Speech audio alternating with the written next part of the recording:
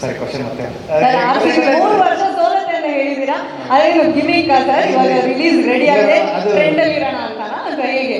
ನಮ್ಮ ಮನಸಾರಿ ರಾತ್ರಿ video release ಆಗಿರೋದು ಗೊತ್ತಿಲ್ಲ, ಬೆಳಗ್ಗೆ ಎದ್ರೆ ನನ್ನ ಬಗೆಲ್ಲ ನಮ್ಮ ಪೇರೆಂಟ್ಸ್ನೆಲ್ಲ ಹೇಳ್ಕೊಂಡ್ ಬರ್ತಾರೆ, ಏನು ಕೇಳ್ತಾ ಗೊತ್ತಾಗಿಲ್ಲ. ಅದು ಏನು ಆ್ಯಕ್ಚುಲಿ ಏನು ಹೇಳಿದೆ ಅಂದರೆ, ಲಾಸ್ಟ್ ಟೈಮ್ ಒಂದ್ಸಲ ಒಬ್ರು ಆ್ಯಂಕರ್ ಕ್ವಶನ್ ಕೇಳಿದಾಗ ನಾನು ಹೇಳಿದ್ದೆ, ಅನುಷ್ಠಕ್ಕೆ ಕ್ವಶನ್ ಕೇಳಿದಾಗ, ಸರ್ ಈ ಸರಿ ಆರ್ ಸಿ ಬಿ ಗೆಲ್ಲುತ್ತಾ ಅಂತ. ಬಟ್ ಅವಾಗ ನನಗೆ ಆಲ್ರೆಡಿ ಗೊತ್ತಿತ್ತು ಆರ್ ಸಿ ಬಿ ಆಚೆ ಇದೆ ಅಂತ. ಸೊ ನನಗೆ ಗೆಲ್ಲುತ್ತೆ ಅಂದರು, ಇಲ್ಲ ಮೇಡಮ್ ಗೆಲ್ಲ ಚಾನ್ಸ್ ಇಲ್ಲ ಅಂತ ಹೇಳಿದ್ದೆ. ಈ ಸರಿ ಅವ್ರು ಕೇಳಿದ್ರು ಈ ಸರಿ ಆದರೂ ಗೆಲ್ಲುತ್ತಾ ಅಂತ. ಟೀಮ್ ಬಂದಾಗಲೇ ಎಲ್ಲ ಸೋಷಿಯಲ್ ಮೀಡಿಯಾದಲ್ಲೂ ಹಾಕಿದ್ರು, ಕೊಹ್ಲಿ, ಡುಪ್ಲೆಸಿಸ್ಸು, ಮ್ಯಾಕ್ಸ್ವೆಲ್ಲು, ನೆಕ್ಸ್ಟ್ ಎ ಪ್ರಭು ಹರಿರಾಮ್ ಕ್ಯಾಕರ್. ಸೊ ಟೀಮಲ್ಲಿ ಪ್ಲೇಯರ್ಸೇ ಇರಲಿಲ್ಲ. ಸೊ ಒಬ್ಬ ಸ್ಪಿನ್ನರ್ ಅಂತ ಚಾಹಲ್ ಇರೋರನ್ನು ಕಳಿಸ್ಬಿಟ್ಟು ಫಾರಿನರ್ ಎತ್ಕೊಂಡ್ರು, 4 ಜನ ನಡೆಸೋದು ಅವನು ವಾಪಸ್ ಕಳಿಸಿದ್ರು. ಸೊ ಪಾಪ ರಚಿನ್ ರವೀಂದ್ರ ನಾನೇ ಆಡ್ತೀನಿ ಅಂದರು, ನಮ್ಮವ್ರು ಕೇರ್ ಮಾಡಲಿಲ್ಲ. ಸೊ ಮ್ಯಾನೇಜ್ಮೆಂಟ್ ಮೇಲೆ ಕೋಪ ಅಷ್ಟೇ ನಮಗೆ. ಆರ್ ಸಿ ಬಿನ ಬೇರೆಯವ್ರು ಪ್ರೀತಿಸ್ಬೋದು, ನಾನು ಉಸಿರಾಡ್ತೀನಿ ಆರ್ ಸಿ ಬಿನ. ಸೊ ಒಂದು ವರ್ಷ 3 ವರ್ಷ ಸೋಲುತ್ತೆ. ಈ ಸಲ ಕಪ್ ನಮ್ದೆ ಅಂತ 10 ವರ್ಷದಿಂದ ಹೇಳ್ಕೊಂಬಂದಿದ್ದೀವಿ, ಅದಕ್ಕೆ ಯಾರು ಕೇಳ್ತಾರೆ ಸರ್? ಖುಷಿ ವಿಷಯ ಏನಂದ್ರೆ, ನೀವು ಹಲವಾರು ಸಿನಿಮಾಗಳನ್ನ ಕೊಟ್ಟಿದ್ದೀರಾ, ನಾವೆಲ್ಲರೂ ಅದನ್ನ ತುಂಬಾ ಪ್ರೀತಿಯಿಂದ ಹಾಕೊಂಡಿದ್ದೀವಿ. ಇದು ನಿಮ್ಮ 9ನೇ ಸಿನಿಮಾ, ಇದು ನಿಮ್ಮ ಕನಸಿನ ಸಿನಿಮಾ ಅಂತ ಹೇಳ್ಬೋದು. ನೆಕ್ಸ್ಟ್ ಒಂದು ಬಂದ್ರೆ ರೌಂಡ್ ಫಿಗರ್ 10. ಸೊ ಒಂದು ಸರಳ ಪ್ರೇಮ ಕಥೆ. ಈ ಸಿನಿಮಾ ಬಗ್ಗೆ ಒಂದು ಲೈನಲ್ಲಿ ಹೇಳ್ಬೇಕಂದ್ರೆ ಏನು ಹೇಳ್ತೀರಾ? ಒಂದು ಲೈನಲ್ಲಿ ಮುಗಿಸೋಕ್ಕಾಗಲ್ಲ. ನಾನು ಒಂದು ಸರಳ ಪ್ರೇಮ ಕಥೆ ನಾನು ಅಸಿಸ್ಟೆಂಟ್ ಡೈರೆಕ್ಟರ್ ಇದ್ದಾಗ ರಿಜಿಸ್ಟರ್ ಮಾಡಿದ ಟೈಟಲ್. ಬೇರೆ ಮೂವೀಸ್ ಎಲ್ಲ ನಾನು ಡೈರೆಕ್ಟರ್ ಆದ್ಮೇಲೆ ರಿಜಿಸ್ಟರ್ ಮಾಡ್ತಿದ್ದೀನಿ.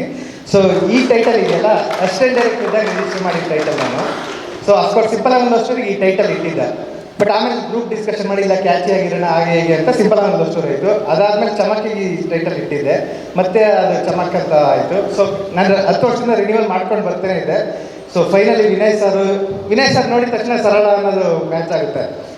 ನಾನು ವಿನಯ್ ಸರ್ನ ಚೂಸ್ ಮಾಡಿದ್ದೆ. ಅವ್ರು ದಸರಾದಲ್ಲಿ ಮೆಟ್ಲು ಮೇಲೆ 100 ಜನದಲ್ಲಿ ಒಬ್ಬರು ಕೂತಿದ್ದಾಗ ನಮ್ಮ ಅಸೋಸಿಯೇಟ್ ಅವರು ಕಳಿಸಿದ್ರು ಫೋಟೋ. ಸೊ ಆ ಫೋಟೋ ಕಳಿಸಿದಾಗ ನಾನು ಫಸ್ಟ್ ಸ್ಕೆಚ್ ಹಾಕ್ತಿದ್ದೆ. ಚಿಕ್ಕಪೇಟೆಯಲ್ಲಿ ಒಬ್ಬರು 100 ಜನದ ಮಧ್ಯೆ ನಡ್ಕೊಂಡ್ಬರ್ತಿರ್ತಾರೆ ಹೀರೋ, ಅಷ್ಟೇ ನಾವು ಬಿಡೋದು, ಫೋಕಸ್ ಶಿಫ್ಟ್ ಮಾಡಲ್ಲ ಅಂತ. ಬಟ್ ದಸರಾ ಫೋಟೋ ಕಳಿಸಿದಾಗ ನಾನು ಅಂದ್ಕೊಂಡೆ ನಮ್ಮ ಹೀರೋ ವಿನಯ್ ರಾಜ್ಕುಮಾರ್ ಸರ್ ಅಂತ. ಸೊ ಹೋಗಿ ಅವರಿಗೆ ಸಬ್ಜೆಕ್ಟ್ ಟ್ರೈನಿಂಗ್ ಕೊಟ್ಟಾಗ ಅವರು ಖುಷಿಯಾಗಿ ಒಪ್ಕೊಂಡ್ರು. ಆಮೇಲೆ ಎಲ್ಲ ಡಿಸ್ಕಷನ್ ಆಗಿ ಡೆವಲಪ್ ಆಗ್ತದೆ ಅಲ್ವಾ? ದೊಡ್ಡ ಮನೆ ಅಂದ ತಕ್ಷಣ ಸರಳತೆ ಅದು ಗೊತ್ತಾಗುತ್ತೆ. ಕಾರ್ಯಕ್ರಮಕ್ಕೆ ಬಂದಿರುವಂತಹ ಧೀರೇನ್ ರಾಮ್ಕುಮಾರ್ ಅವರಿಗೆ ಆತ್ಮೀಯವಾದಂತಹ ಸ್ವಾಗತ. Thank you for joining us sir. ಇವಾಗ ಇದು 8ನೇ ತಾರೀಕು ಪೇಡ್ ಪ್ರೀಮಿಯರು, 9ನೇ ತಾರೀಕು ರಿಲೀಸು. 8 ಏನಕ್ಕೆ ಗೊತ್ತಾ ನಿಮಗೆ?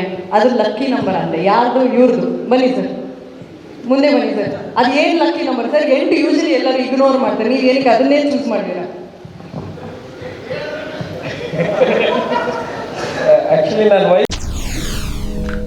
SS ಟಿವಿ ಸಿನಿಮಾ ಜಗತ್ತಿನ ಕ್ಷಣ ಕ್ಷಣದ ಸುದ್ದಿಯೊಂದಿಗೆ.